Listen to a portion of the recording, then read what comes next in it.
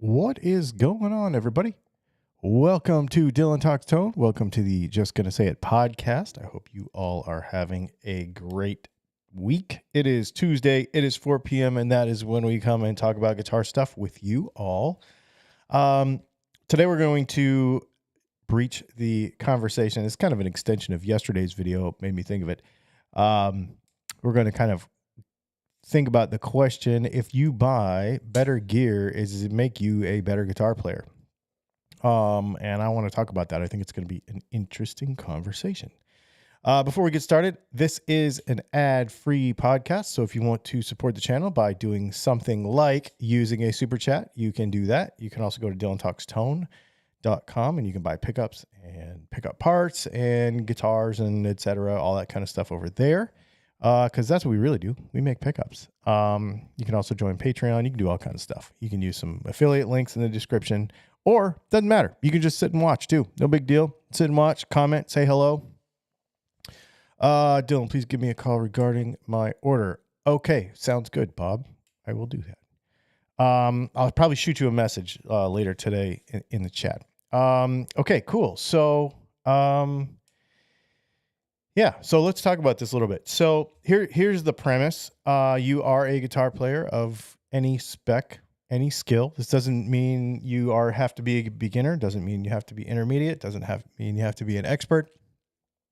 And you upgrade a piece of equipment, guitar, pedal. Let's say guitar or amp. And actually, let's just limit it to guitar. So you buy a new guitar and it's fancier and more expensive than the one you had. Are you going to be a better guitar player? That's the question. Does the idea that you could be better with better gear justify that type of thing? We'll talk about both sides of it. But I'm going to make a case for yes. We'll get to that in a minute. Let's see. What else we got here? Let's see. Jacob says, no, better gear doesn't make a better player, but crappy gear stops people from enjoying their current level enough to advance. Okay, so actually, that's an excellent point. Well, let's talk about that. So better gear doesn't make you a better player, but bad gear makes you not practice. So does that mean that if you buy a new guitar and it makes you want to practice more and you get better, then it doesn't make you better? It does. It does.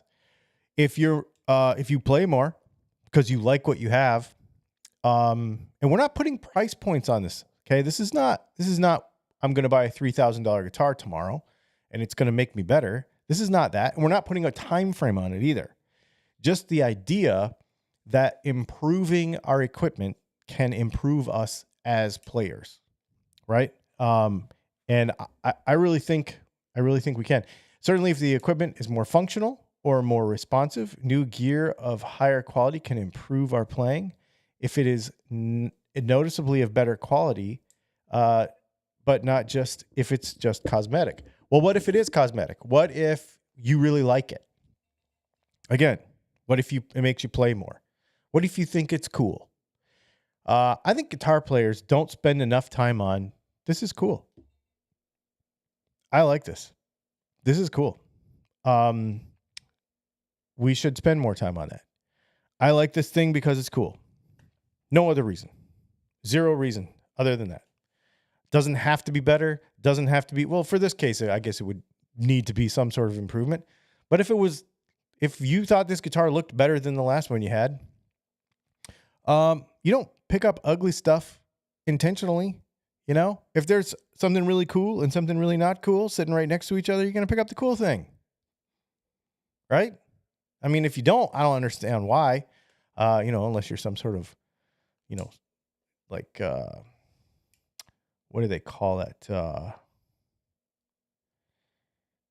It's not, I'll get the term wrong. Is it Semitic? Not the Jewish kind. I'm talking about the kind where you like intentionally like keep yourself from awesome stuff. You know, like a monk. I forget what the term is, but anyways, unless you're that kind of person who's like on purpose trying to like punish yourself, you're gonna pick up the cool thing. I mean, that's all there is to it. Let's see. For me, it all depends. I play different genres, and the gear lets me play in certain genres. Yeah, that's cool. Yeah. Yes, if it plays better and it's more of a sound you're looking for. He said, I had a garbage guitar. I played at friends. It was much better, and I could actually play. You know what's interesting about that? I agree. You know, I've done that. I've like plugged into an amp and I've slammed a chord, and I'm like, dang, this feels amazing. And then all of a sudden, you just feel better. Maybe you're not actually even better. But I'll tell you one thing. I do know that good pickups make you a better guitar player. Here's why. Because when you don't have a bunch of mud, you have like clarity, and you have like, you can hear all the notes. You're like, oh, I'm kind of noisy. Like the way I move my fingers around on the strings, I'm kind of klutzy with the pick. And you immediately start to tighten up. Like the more you can hear, because your gear is better, like the more, dynamic range you have and stuff, you've probably experienced this. You put new pickups in your guitar, instead of it just being this just big muddy slug of a thing, you're like, oh, geez, now I realize how bad I suck because I can hear everything. And now I have to kind of tighten it up. Immediately you start getting better because it just sort of naturally goes away, right? Asceticism. Yeah, there you go. I knew it was, you're right. Thank you. Ascetics. That's what they call those people. I knew it wasn't the other thing, but I couldn't remember the word. Sorry if I offended anybody with that, but I was trying to think of that word. So sue me for trying to think out loud. Let's see. I found that I'm more inspired. Okay. Yeah. Good pickups are number one for me. I agree. 100%. I agree with that. That's kind of where I am too. I like, because it makes like the single biggest difference in tone, and it really makes that and a good setup, right? Makes the single biggest difference in tone, and so does the just the feel of the guitar, like what you think you're accomplishing when you hit a note or slam a chord. It just doesn't feel like you're being held back when you have good pickups. Sometimes I'll play something and it doesn't have good pickups in it, and I'm just like, I just feel like I'm trying to do something and it's not working. Like, or I'll like look, oh, my tone knob is down, or this feels weird, and it'll make me want to fiddle, right? It's like a really good guitar. It's almost like you don't notice it's there, right? Like it's really, really good. And then all of a sudden you don't have to focus on the guitar anymore. Like, and that's, to me, good pickups do that for me, where I don't have to think about that. And now I just think about playing, right? And that's where having a good guitar helps, because you're not subconsciously wondering if it could be better, if it is good, if that makes sense, I just think I think it's really important.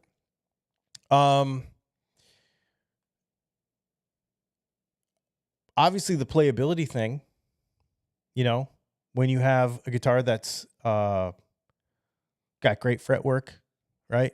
It allows you to put the action wherever you want it to go. If you want it really low, or if you want it a little higher, or if you want to vary it. Sometimes on certain guitars, I'll have string height really low on the E and the B and the G, and I'll have it kind of raise up a little bit on the lower ones. I do that on some of my juniors. And if you can't do that because the fretwork's not very good, you can't set it up the way you want it to, it's tough because, you're, oh man, I need to have this a little higher than I should because the frets aren't that great. Then you start kind of second guessing, and you start kind of second guessing what you're doing, because you're thinking too much about all that other stuff. And I think that's a really, really important thing. Let's see, to not have to worry about that stuff. Let's see. I'm going to go through some of your comments here real quick. I didn't realize how terrible I was until I plugged into a real tube amp. Yeah. Or any good, like the other day when we were playing that Line 6 pod, and then you plug it into the Kemper and you're going to like hear so much more. Yeah, absolutely. An instrument that doesn't inspire a player or that is difficult to play, the player's going to be less likely to play it. I agree, 100%. If you play more and better gear tends to inspire, it does. It does. This is the thing, and I hope folks who are but we'll get into something else here in a minute, because people are always going to talk about budget like they can never afford anything. Okay, and this is not talking about $5,000 guitars here. We're just talking about the concept of allowing ourselves to think differently. Because I think a lot of guitar players have this like scarcity mentality that it's like, I'll never be able to afford a nice guitar. I'll never be able to blah, blah. And you like get yourself, and then you spend too much time on the internet and comment sections, and you end up spending yourself into this spiral of negativity with other guitar players in the community. And it's not healthy. Like, I really, really think that people need to think more about being inspired to play. What are the things that inspire you to play? And good gear does that. You get good stuff, you want to do it. Let's see. Sometimes a bad pickup isn't bad. It just needs a different tone cap or better pots. No, a bad pickup's bad. So here's the thing about that is the pickup by itself is the full potential. Remember that a passive guitar is a subtractive instrument, right? It takes away everything you do after that, takes away from it. So with the volume on 10, if it's got, like a humbucker's got 500K pots and it's got a 33 cap in it, no amount of anything is going to fix it if it's not there already. Now you could take it out. You could take everything out and not have any components, but that's not practical. So the pickup is the purest form of what's going to happen in that guitar. If it doesn't have it, it doesn't have it. You can't put it back in. Okay. You can do it obviously with EQ and stuff later, but we've talked about that. When you do anything additive with a pickup that doesn't sound good, you just get noise. Noise floor comes up. You get artifacts of other things that you don't want. So really the pickup is the backbone. It has to be good. And then after that, you can do whatever you want, but it's always going to be subtractive in that situation. Okay. And Robbie says that he changed speakers. That makes sense. I dig it. Speakers are a huge thing. Not even just, you don't necessarily even need to nerd out about, which speakers, but thinking about even like, he said going from a small one to a big one. So going to like a 212 or a 210, or even going from an 8-inch to a 12-inch speaker, that can really help. It can just feel bigger and sound awesome. And that's really cool. Speaker's a great idea. Or at least your amp combination. Changing around your amp combination is something that's really, really cool. The other thing is that when we start thinking about, hang on, I lost my place. I'll take a couple notes here and there.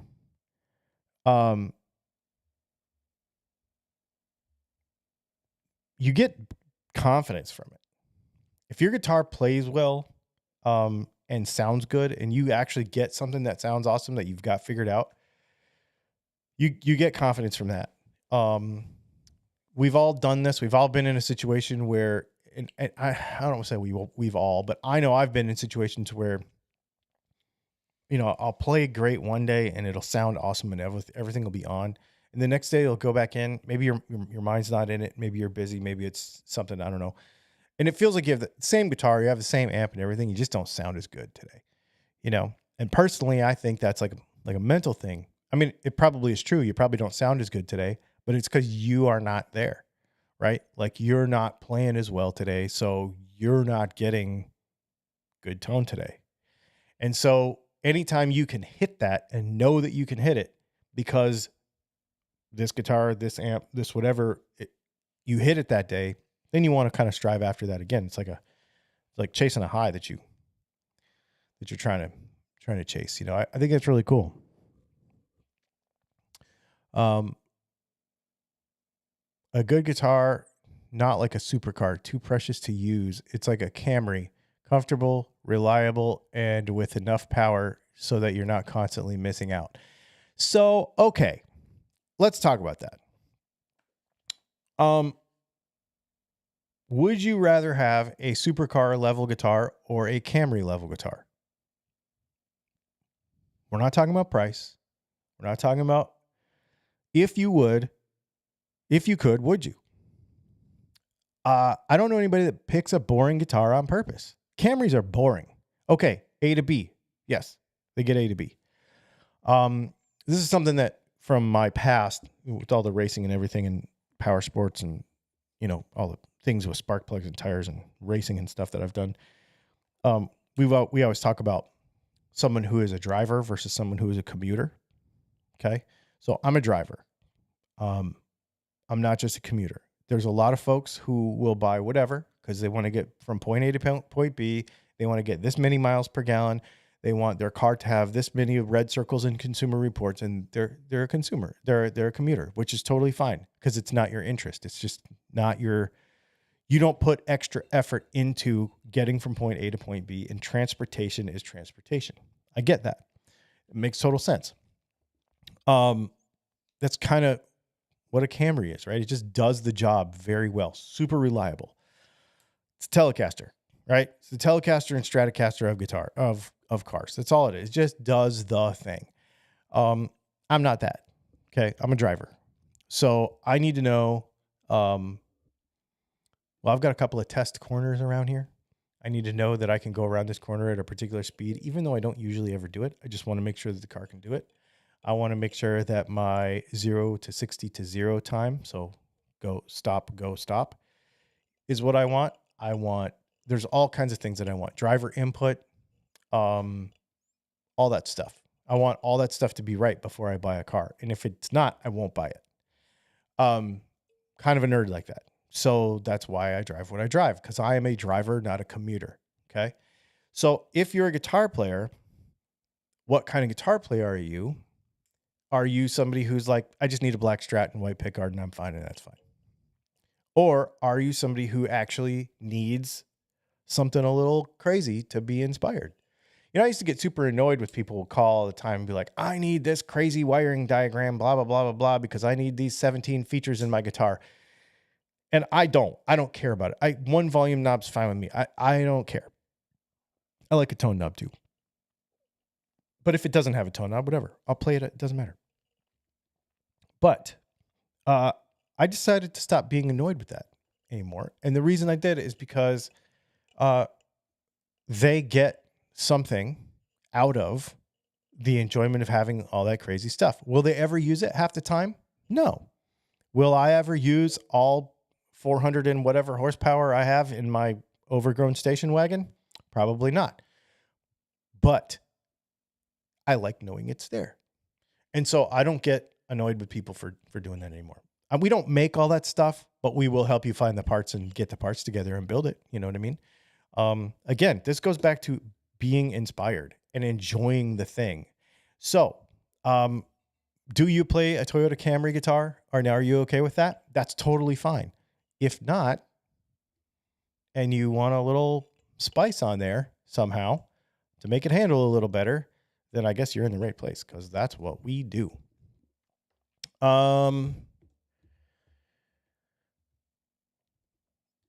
Speakers, let's see. But when I play punk, I don't mind crappy gear. Dude, I get that.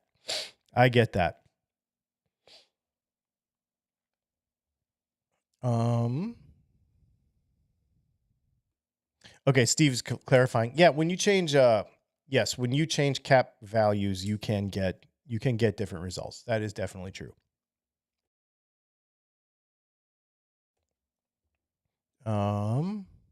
People are talking about amp combinations, which is really super fun. Let's see. Talking about amp headroom. Electronically, it doesn't matter that the guitar EQ is passive. You're retaining noise. You're raising noise every time you amp or cut. A passive EQ is less noise, but still. No, because you don't ever Because that's not how a guitar works. That's not how a guitar works. You can hot rod a Camry. You could hot rod a Camry, and you'd be the guy with a hot rodded Camry, and people would be like, dude. You'd be like the guy. Actually, does anybody watch like Cletus McFarlane? I think on his channel a couple weeks ago, they had the minivan with the jet engine. The guy that built that minivan with the jet engine actually is from here. And when we used to go out to the drag strip, he would take that thing out there. I used to see it all the time. Anyway, so now that I guess the Boosted Boys own it now. But anyways, you'd have a minivan with a jet engine. It'd be cool. People would think it was cool. You might be inspired by it, but I'm not. You know what I mean? I would rather have something else with a jet engine. It would still be a minivan with a jet engine.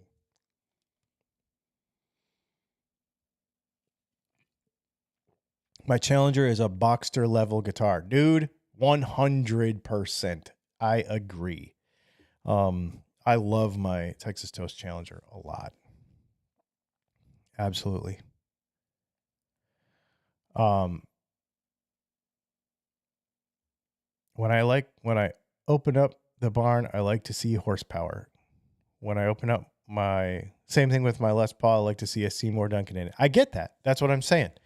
I think, and there's some kind of satisfaction to it too, like knowing that you have it, even though you might not use it to its full potential. I know that there's a lot of folks, and it really bothers me when people are like, well, I'm not good enough to realize it. Let me tell you something. The majority of people aren't good enough. So let's just okay. So people say, well, I'm not good enough to get the most out of a Les Paul. Nobody is. There's very few people on the planet who get the most out of a Les Paul. There's very, very few. Or a high-end Strat or a high-end whatever. It doesn't matter. When I was in the power sports industry, we were designing dirt bike parts. I've talked about this on the channel before. We talk about it a lot because it's a pretty across most hobbies. Okay. And we call this the 90-10-5 rule. And it was that 90% of the money spent, okay, on a hobby is spent by 10% of the people in the hobby to get the last, no, I apologize. It's 90% of the money is spent in the hobby to get the last 10% of performance out of a thing that only 5% of people will ever actually realize. So the majority of the money that's spent in any hobby, no one, like a very small percentage of those people, will ever realize the full potential of that money that they spent. So it isn't even about the potential. It's not even about being good enough. It's about enjoying it. It's about having fun. It used to happen to me all the time. Let's say on Tuesday, some guy would call me and be like, I need to buy this part for my dirt bike because my son's got this race this weekend, blah, blah, blah. So we next day air him this $89 part, right? And from last weekend to this weekend, this kid didn't get better enough. But last weekend, let's say he got 15th. And this weekend he got like 5th. Was it because his bike was that much faster? No, because all those little parts were 3-5% improvements. But he thought he was faster, and then he ended up being faster. It's the same thing with this stuff. If you think there's a possibility that you can be better and then you invest in yourself, then you will be better. No matter what it is. New pick, new strings, new guitar, new pickups, all that. Yeah, absolutely. I've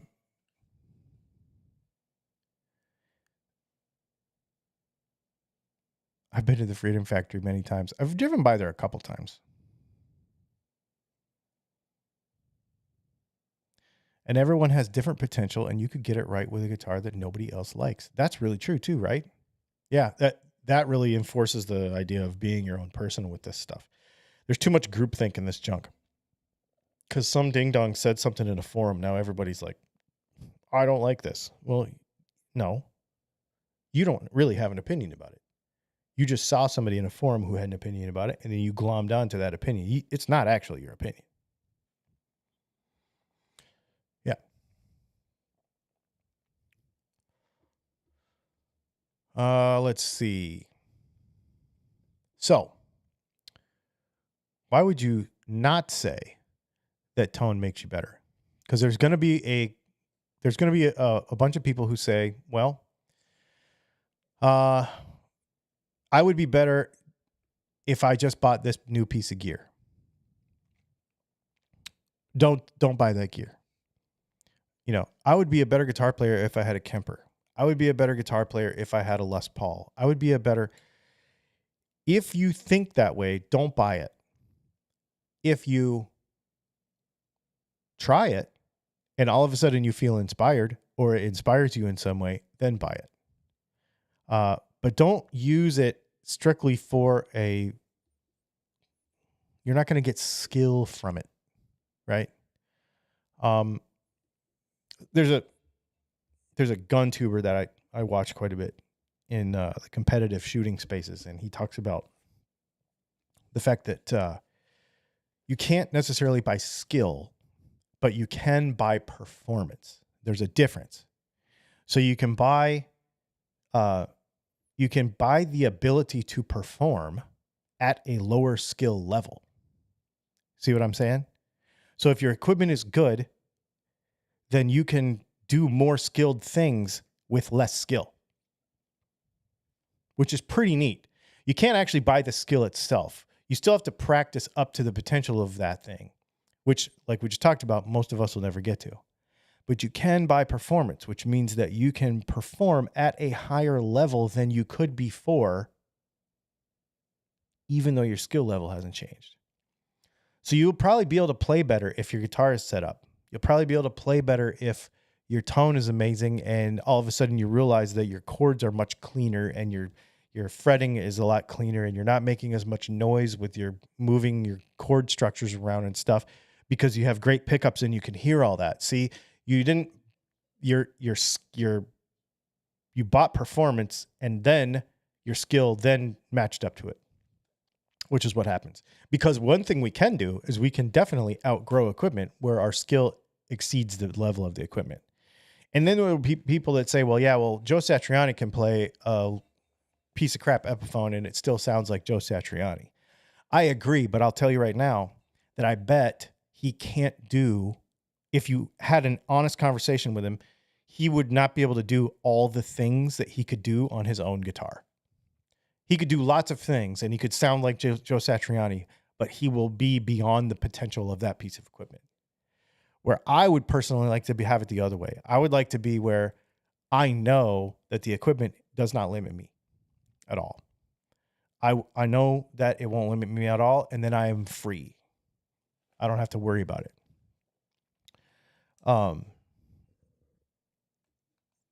Yeah.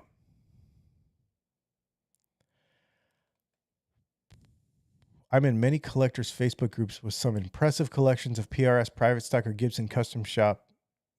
On the other hand, Asian boys doing impressive things with geos. No, I agree. So, I'll tell you something funny about that. I always bring that up because this is what tells you that equipment is not the limit to your success, because those guys on YouTube, I always say that, well, I can't play this wide neck. I can't play this neck profile. My action has to be blah, blah, blah. Meanwhile, there's some dude in North Korea who's got a neck this wide and it's totally flat and he can play way better than you ever will, right? Or me. You know what I mean? So using the equipment for an excuse isn't a thing, shouldn't be a thing. But using it for an inspiration is. There will be a lot of folks that say, well, lawyers, blah, blah, blah, that's just for lawyers. No, it ain't. I don't know any nice way to say this. There's got to be a nice way to say what I'm about to say.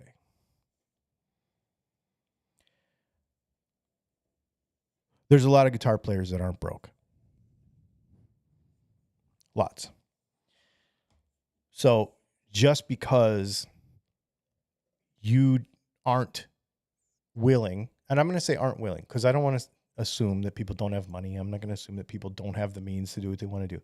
But sometimes you can't, and sometimes you're just not willing to, right? Sometimes I'm not willing to spend, $1,000 on a toilet. I'm just not. Can I? I suppose. Just not willing to.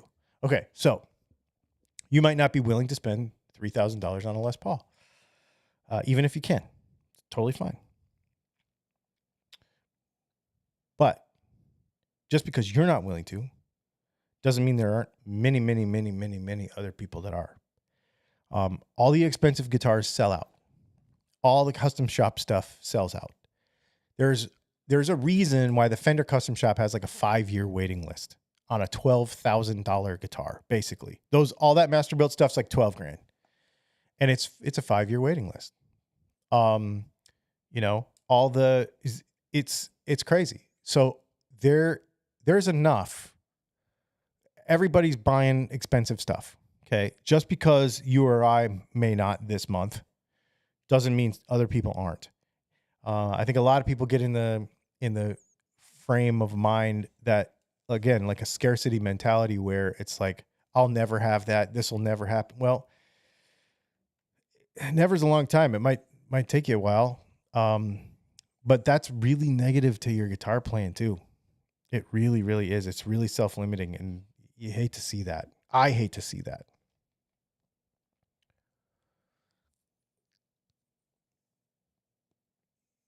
Let's see.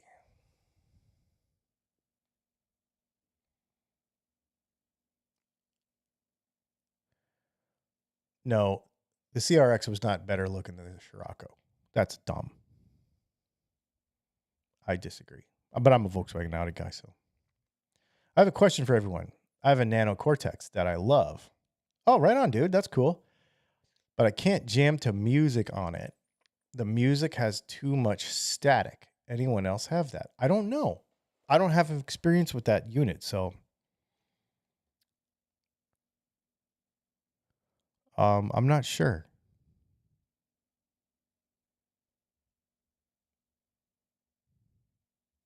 The original Scirocco was an incredible design. That's a Giugiaro design, right? So that just all the lines, really, really cool. Really cool design. Really like that a lot. Yeah, no, this is fun. This is a fun conversation to have because I've been thinking about it a bunch. When you go and shop for stuff, you go and look on. I was doing some research today too because on the other channel at the Dylan Talks Tone 2 channel, we're going to go over the comments next week on yesterday's video. But just a little sneak peek to that. Most everybody is like, yeah, you're right. It's nice to have a nice guitar even as a beginner because it solves all these problems. Agreed. But then there's always the contingency of folks who's just like, you don't need that. Well, nobody needs anything, really, except for food and water and clothing, really, and love from your family. Maybe you're missing that last part, and that's why you're telling me I don't need a nice guitar. I'm not sure, but could be. Yeah, I mean, so we're going to talk about that because there's a few people that really, really, really stick to that, and I'm always curious as to why, because cool stuff is cool. I don't know why you wouldn't want it. I don't know why you would try to make excuses to have the thing that's not as cool. It's weird. I don't see that anywhere else. I don't see that in my other hobbies. I'm in, some other hobbies and they've got fancy stuff and they've got less expensive stuff. But if you're really into something, I don't understand why you would continue to make excuses to not have the cool stuff. If you can't, I get it. Having the means to do it is important. You got to figure that out. But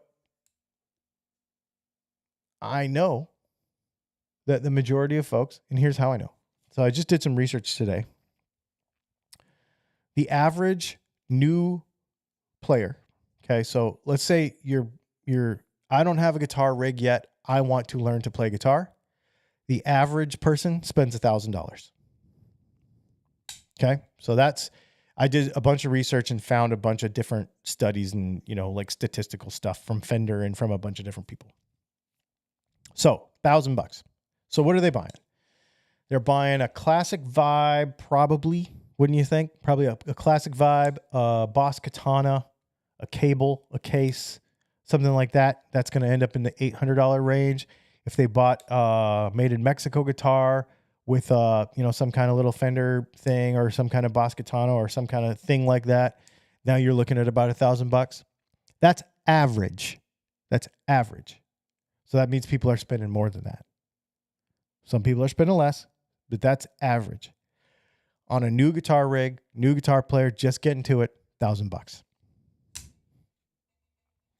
So everybody that says nobody can afford anything over the $200 cheap guitar and they shouldn't buy that and blah, blah, blah. It is my firm opinion at this point, after doing this for so long, that the person who buys the Chinese knockoff guitar, like the Fireflies and the Harley Benton's, stuff like that, are the folks that actually want those guitars so that they can say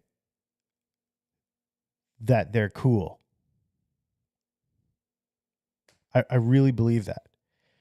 At least in this country, everybody in this country who has a Harley Benton went out of their way to buy it. Because we don't have Thoman here. Thoman's not here. So they went out of their way to buy it, which means they wanted one on purpose. But it's not because they had to have that guitar, because there's all kinds of other alternatives. They wanted it. So there are some people, it's like, just for the sake of saying, I have 8 Harley Bentons, I have 8 Fireflies, I played this and it's just as good as a Gibson. Those people are doing that just to say that. No other reason. Not no other reason, but that's my little take on that.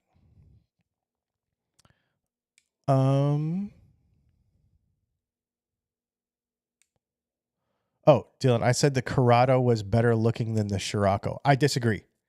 The Corrado is cool, but the 16 valve Scirocco, that's the one, man. The 16 valve Scirocco, like the 84. Yeah, that's the one. What are good pickups? What are good pots? What are great guitar nuts? And what are great strings, etc.? Okay, so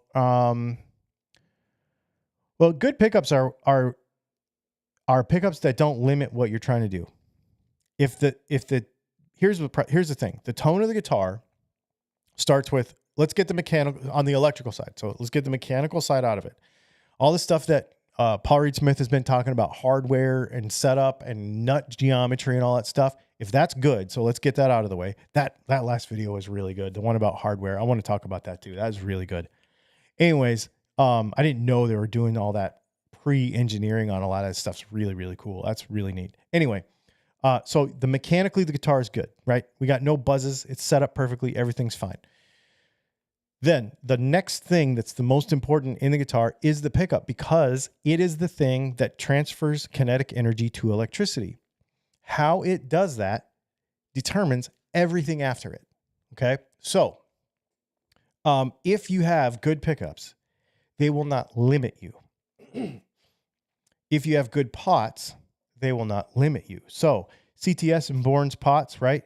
If you have good taper, if you have pots that the carbon track is good and it doesn't actually rob more signal than it should per the resistance. What I mean by that is I've seen cheap pots rob a lot more from your signal, even if it's a 500K pot, because the carbon track, it will be the same resistance, but I don't know what it does with the inductance of the circuit, but it changes it, like cheap ones. Capacitors, I mean, that's just picking whatever one you want. It doesn't really matter. Like, people can argue about that till they're blue in the face. I'm not going to argue about that. You can put whatever $50 capacitor you want in your guitar. You can leave a little green chiclet one in there. I don't care. Doesn't matter to me. Just the right value and the right tolerance. Make sure that that's right.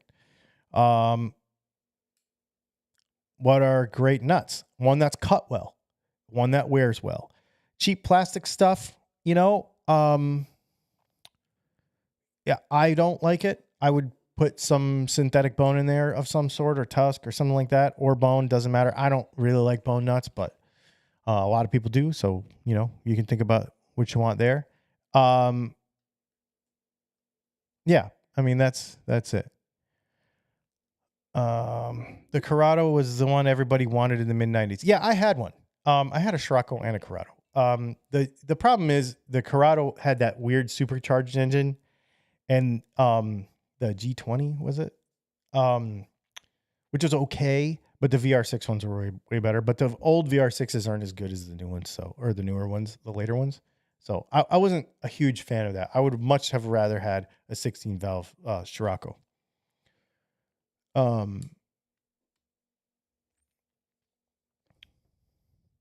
Yeah, I know my Volkswagens. I like Volkswagens.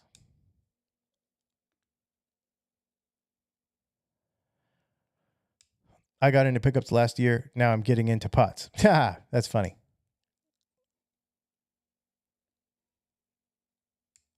And what's a good amp made of? Anything that gets you the sound you want. I mean, there's all kinds of different ways to get it. That's what's really fun. There's no right answer to that. Whether it's a tube amp, whether it's a Boss Katana, everybody talks about tube amps and how awesome they are, but BB King used, a JC120, it's a solid state chorus thing. Yeah. So yeah, lots of different options, a lot of different ways to get it. But my point is, don't be afraid to go try it, and don't be afraid to spend a little money to get it, or to do your upgrades to get it, to figure it out. And here's my thing too. I think I've been thinking about this a lot lately. Like we just talked about, if the guitar is mechanically good, then don't get super bogged down in numbers and specs. Here's what I'll tell you. For as much as everybody nerds out, about pickups and stuff, I just did these videos recently that were all about like inductance and how the magnetic field works and all this kind of stuff. Okay. That's for fun. Okay. You don't need to know any of that stuff. That's just for fun. Real life. Here's real life how people shop for pickups. I get a thing on my chat and it's like, hey, I have this guitar. I have a good Epiphone SG, and the neck pickup's really muddy. And I want to go with some more vintagey kind of thing. Okay. I would definitely say use our DAFs, because that's like our vintage PAF. You're going to get the clarity back, and it's going to be awesome. Stick them in there. You're going to love it. End of conversation. They buy them. They put them in. Everything's cool. Hey, man, I have a Strat, single hum, and I want it to be a little hotter than stock, but not too hot. And it's a single hum thing. I want to put a single hum pickguard in it. What do you suggest? Our Hot 5s balance really well with our Super 8 humbucker. No coil split. I would put 500K pots in it with a 22 cap. That's what I would do. It's an awesome improving combination. Do it. Sounds good. $379. Boom. Out the door. They put it in. They love it. That is how people shop for stuff. I'm looking for, I play, let's say I play praise and worship, mostly clean, lots of delay stuff. And I've got, whatever guitar. So then we go through the rig and stuff. If somebody calls and says, I'm looking for this resistance, this whatever, a lot of times I'm going to be like, well, can you make me this custom pickup to hit this resistance, these numbers, this, and this, and this, and this? And without saying the answer is no, I will say this pickup that we already make is very close to that. I think you should try it. Because most of the time, people are digging into the minutia so deeply that they're getting into like the margin of error on stuff, and it doesn't really matter that much. Taking bigger swings at stuff is way more fun anyway. You will be frustrated as a guitar player if you are like, okay, I'm going to buy, and nobody does this, I don't think, but I need this resistance of pickup. And if it's this percentage off, I don't want it, and blah, blah, blah. You're going to get way more frustrated. If you take big swings at stuff, you're going to get big performance gains, right? You're going to get, if you have an Epiphone Les Paul or an Epiphone something with P90s in it, and you put RP90s in it, it's going to be such a big swing, and it's going to be such a big difference that it doesn't matter what the specs are. It's going to be awesome. You're going to love it. And that's, I think, more fulfilling than over nerding it, if that makes sense. So, doing these upgrades and spending a little money and doing some upgrades on even a guitar that you already have, to me is way more fun and way more fulfilling and way more exciting and inspiring. It'll make you want to play more. In fact, there's been a bunch of people in the comments talking about stuff that they bought from us that they've put in and been like, yeah, I'm way more inspired to play. Robert Hastings, your shirt has shipped and your hat is coming. Okay. They're coming in two separate things. I changed the pots on my Japanese Granada. It had some old archaic wiring on a PCB board. It has a DAF in the bridge and Enduro in the neck and completely transformed it. Yeah, that's cool, man. Excellent.